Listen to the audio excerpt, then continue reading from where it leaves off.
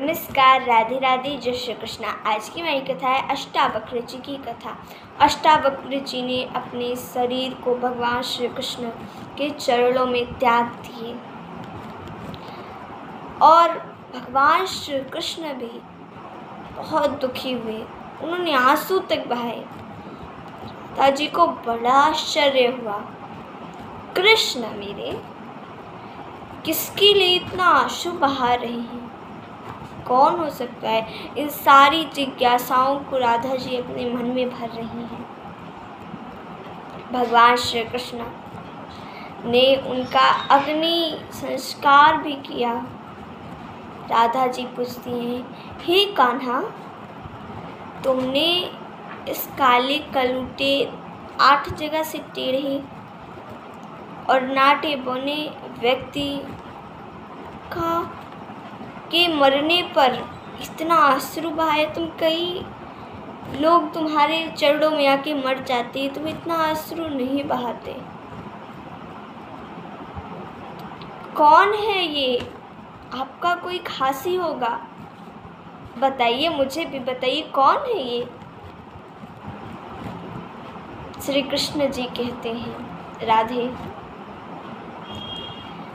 ये कोई आम नहीं है, ये कोई काले कलूटे नहीं है, महान है।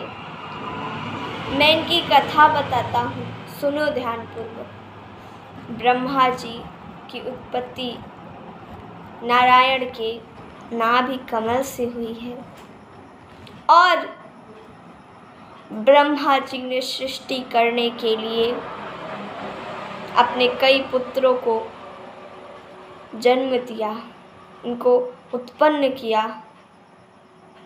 जिसमें से सनक, सनंदन, सनातन, सनत कुमार, ये 4 पहले थे। पर जब पिताश्री ने कहा कि तुम लोग जाओ सृष्टि संभालो, उसका कार्यभार देखो, तो इन चारों को पसंद नहीं आया। वे कहने लगे ब्रह्मा जी से, पिताश्री, ये जन्म मैंने लिया है, इससे अच्छा तो लेता ही ना।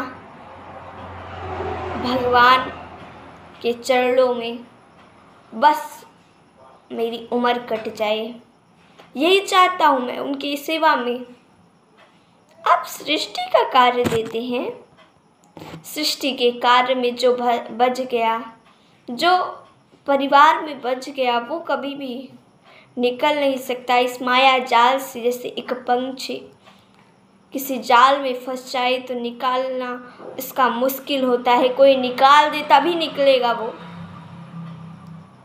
कोई निकाल दे अपने हाथों से, कोई काट दे उस जाल को तभी निकलेगा, अन्यथा वो नहीं निकलेगा। उसी पंछी की तरह हम हैं। हम परिवार के माया जाल में फंस गए तो कैसे निकलेंगे? 2 ही व्यक्ति, 2 ही तरह से हम निकल सकते हैं। एक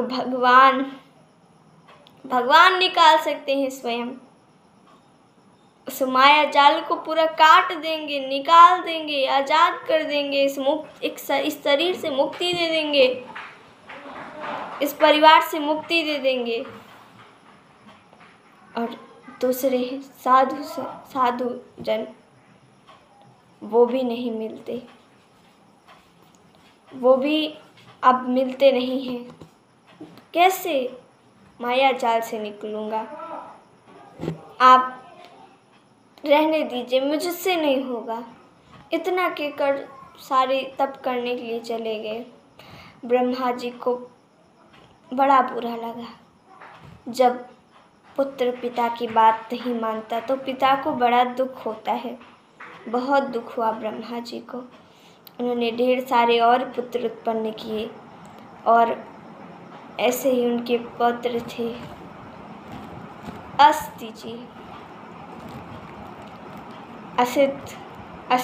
असित जी, उनके कोई पुत्र ना था। उन्होंने तपस्या की, भगवान भोलेनाथ प्रकट हो गए, बोले क्या चाहते? उन्होंने कहा पुत्र चाहता हूँ। तो उन्हें एक दिव्य ब्राह्मण बालक दिया जिनका नाम था देवल। और इन्हीं देवल इन्हीं देवर थे जो अष्टावक्र बने। अब कैसे बने, किस वजह से बने? दिव्य बालक, एक काला कलूटा नाटा बौना 8 जगह से टेढ़ा व्यक्ति कैसे बन सकता है? इसकी कथा हम कल सुनेंगे।